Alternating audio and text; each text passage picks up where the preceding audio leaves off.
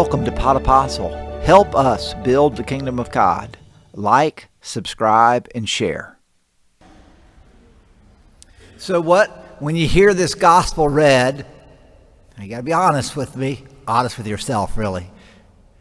When you read this, hear this gospel read, what rises up in your heart? Are those poor people who aren't going to get in? Or, boy, am I striving? Which one of those two kind of leaps into your consciousness? You know,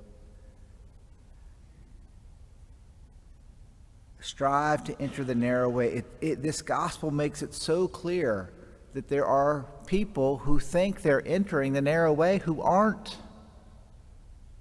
Does that register with you?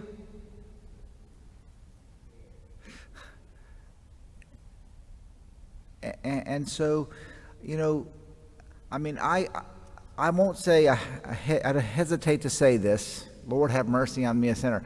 I get frustrated with Jesus when he doesn't just answer the question. You know, answer the question, Jesus. Will many be saved? What does he say?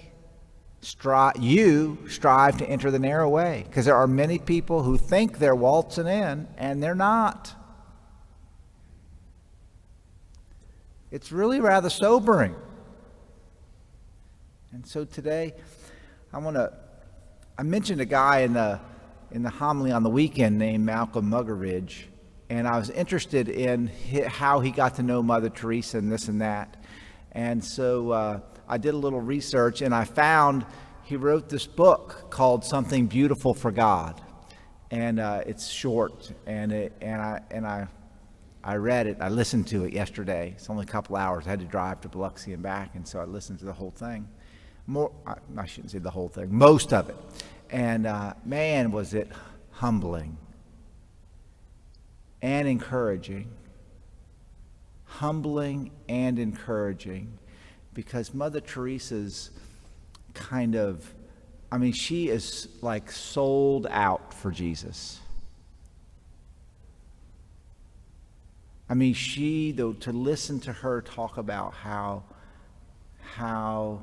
she is moved by the poorest of the poor, and she loves them as she loved Jesus. And I'm just thinking to myself, am I there? And guess what? I have some striving to do.